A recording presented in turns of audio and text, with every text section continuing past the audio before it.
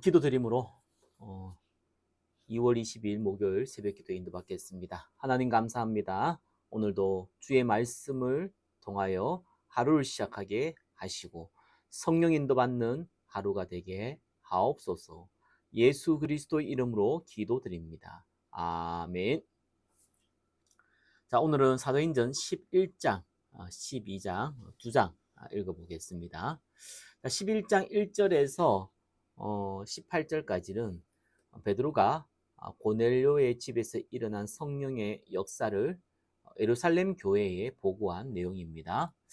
유대에 있는 사도들과 형제들이 이방인들도 하나님의 말씀을 받았다 함을 들었더니 베드로가 예루살렘에 올라갔을 때에 할례자들이 비난하여 이르되 내가 무할례자의 집에 들어가 함께 먹었다 하니, 자, 베드로가 고넬료 집에 들어가 복음도 전하고 식사도 같이 했죠.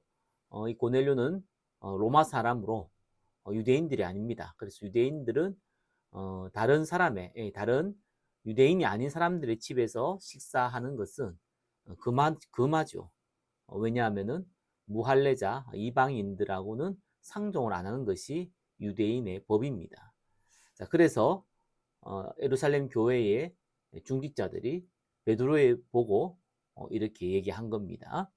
베드로가 그들에게 이 일을 차례로 설명하여 이르되 내가 요빠시에서 기도할 때에 황홀한 중에 비몽사몽이라는 겁니다. 황홀하다는 것은 환상을 보니 큰 보자기 같은 그릇이 내 귀에 매어 하늘로부터 내리어 내 앞에까지 드리워지거늘 이것을 주목하여 보니 땅에 네 발 가진 것과 들짐승과 기는 것과 공중에 나는 것들이 보이더라. 또 들으니 소리 있어 내게 이르되 베드로야 일어나 잡아 먹으라 하거늘 내가 이르되 주님 그럴 수 없나이다. 속되거나 깨끗하지 아니한 것은 결코 내 입에 들어간 일이 없나이다 하니 또 하늘로부터 두 번째 소리가 있어 내게 이르되 하나님이 깨끗하게 하신 것을 내가 속되다고 하지 말라 하더라. 이런 일이 세 번 있은 후에 모든 것이 다시 하늘로 끌려 올라가더라. 마침 세 사람이 내가 유숙한 집 앞에 서 있으니 가이사랴에서 내게로 보낸 사람이라. 성령이 내게 명하사 아무 의심 말고 함께 가라 하심에 이 여섯 형제도 나와 함께 가서 그 사람의 집에 들어가니 그가 우리에게 말하기를 천사가 내 집에 서서 말하되 내가 사람을 요빠에 보내어 베드로라 하는 시몬을 청하라. 그가 너와 내 온 집에 구원받을 말씀을 내게 이르리라 함을 보았다 하거늘 내가 말을 시작할 때에 성령이 그들에게 임하시기를 처음 우리에게 하신 것과 같이 하는지라. 내가 주의 말씀에 요한은 물로 세례를 베풀었으나 너희는 성령으로 세례를 받으리라 하신 것이 생각났노라. 그런즉 하나님이 우리가 주 예수 그리스도를 믿을 때에 주신 것과 같은 선물을 그들에게도 주셨으니 내가 누구이기에 하나님을 능히 맡겠느냐 하더라. 그들이 이 말을 듣고 잠잠하여 하나님께 영광을 돌려 이르되 그러면 하나님께서 이방인에게도 생명 얻는 회개를 주셨도다 하니라. 자, 이제서야 고넬료가 이 집에 성령이 임하는 걸 이제 듣고 나서 이제 이방인에게도 생명 얻는 회개를 주셨다라고 할 만큼 이들이 각인되어져 있는 이 선민사상이 그만큼 강하다는 것을 보여주고 있는 내용입니다. 자, 19절에서 26절까지는 이제 안디옥 교회는 이방 교회죠. 세워진 그 내용을 기록하고 있습니다.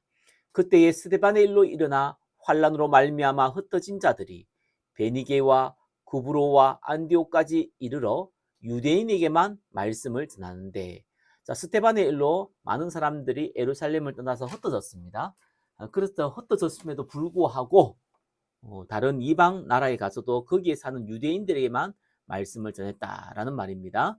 그 중에 구브로와 구레네 몇 사람이 안디옥에 이르러 헬라인에게도 말하여 주 예수를 전파하니, 자, 어떻게 하다 보니까 헬라인에게도 이방인에게도 말씀을 전한 겁니다.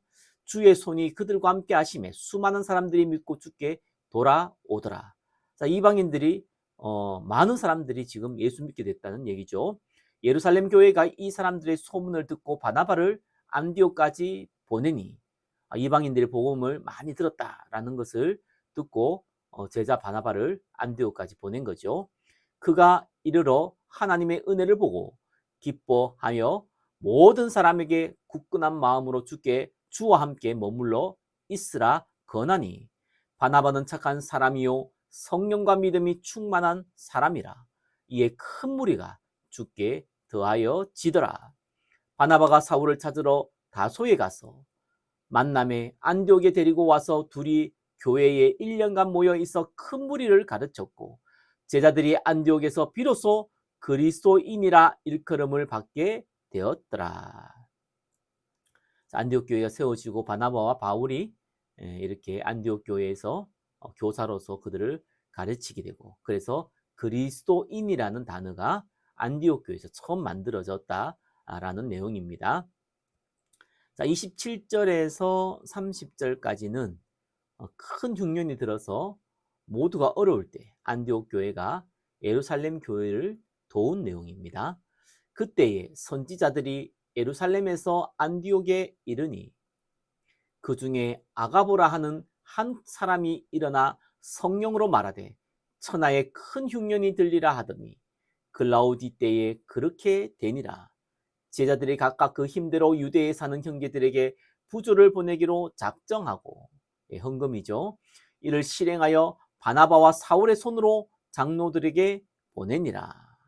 다 어렵지만 안디옥은 사실상 헌금으로 말미암아 그만큼 다른 교회를 도울 수 있을 만큼 준비가 되어 있었던 내용을 기록하고 있습니다. 사도행전 12장 1절에서 5절까지는 야고보가 순교당하고 베드로가 투옥 당하는 내용입니다. 그때에 헤롯 왕이 손을 들어 교회 중에서 몇 사람을 해하려 하여 요한의 형제 야고보를 칼로 죽이니 순교를 당했습니다.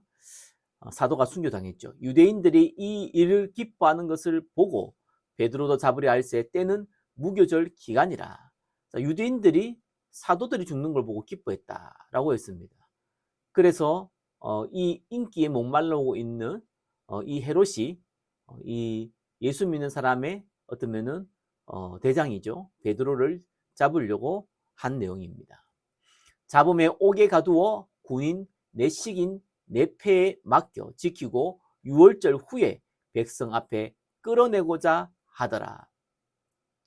6월절 후에, 그러니까 무교절, 6월절 뭐 같은 말인데 6월절 그 이후에 일주일간 누룩 없는 빵을 먹는 기간이 무교절입니다.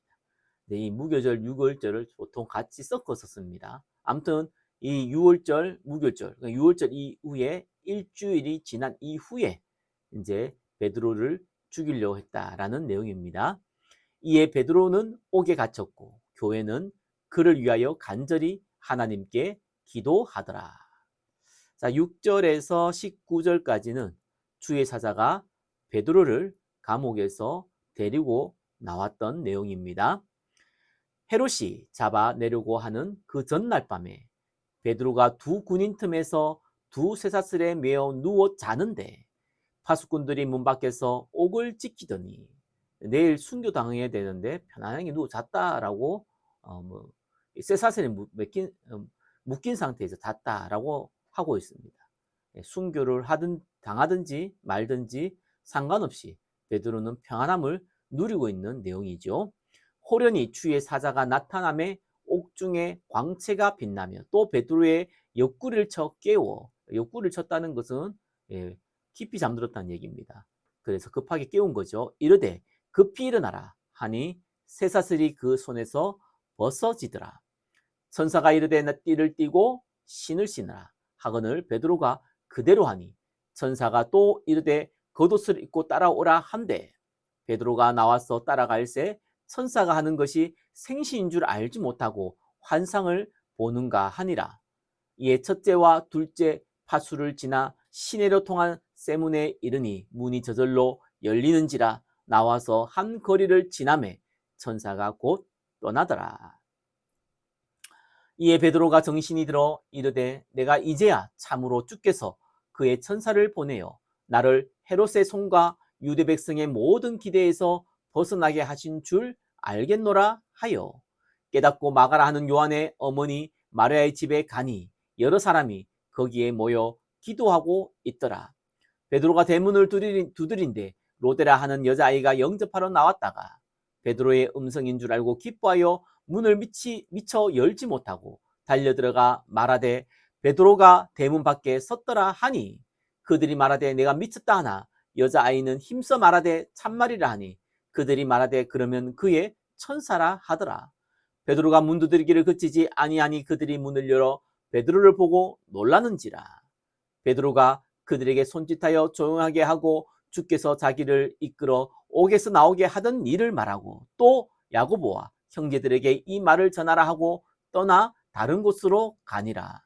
나리샘의 군인들은 베드로가 어떻게 되었는지 알지 못하여 적지 않게 소동하니 헤롯이 그를 찾아도 보지 못함에 파수꾼들 신문하고 죽이라 명하니라. 헤롯이 유대를 떠나 가이사랴로 내려가서 머무니라. 군인들은 이렇게 이제 죽음을 당하죠. 자, 20절에서 25절까지는 헤롯이 죽은 사건입니다. 헤롯이 두로와 시돈 사람들을 대단히 노여워하니, 자, 두로와 시돈 사람, 이들을 노여워했다. 무슨 이유 때문인지 모르겠는데 아무튼 두로와 시돈 사람들과 관계가 어긋났다라는 얘기입니다. 그들의 지방이 왕국에서 나는 양식을 먹는 까닭에, 자, 두로와 시돈에 있는 사람들이 이 예루살렘, 이스라엘에서 나는 그 양식을 수입해서 먹고 있습니다. 자, 그래서 한 마음으로 그에게 나와 왕의 침소 맡은 신하 블라스도를 설득하여 화목하기를 정한지라. 이 헤롯의 침소 맡은 신하를 불러서 이 헤롯과 다시 화목하기를 청했다라는 얘기입니다. 이스라엘로부터 양식을 수입하기 때문에 이런 불편한 관계에서는 수입할 수 없는 상황이 된 거죠. 자, 이때입니다. 헤롯이 나를 택하여 왕복을 입고 단상에 앉아 백성에게 연설하니, 자, 이 헤롯이 나를 택했다. 이 평화 조약을 맺는 날이겠죠. 자, 그래서 백성에게 연설까지 하고 있습니다. 백성들이 크게 부르되 이것은 신의 소리요 사람의 소리가 아니라 하거늘. 유대인들은 이렇게 얘기하지 않았을 것 같고 아마 시돈과 이 두루 사람들이 이 아부를 떨기 위해서 사람들을 선동해서 이것은 신의 소리다 이렇게 얘기한 걸로 추정이 됩니다. 헤롯이 영광을 하나님께로 돌리지 아니하므로 주의 사자가 곧 친히 벌레에게 먹혀 죽으니라. 자, 주의 사자가 친 것이 먼저고 벌레에게 먹힌 것이 두 번째입니다.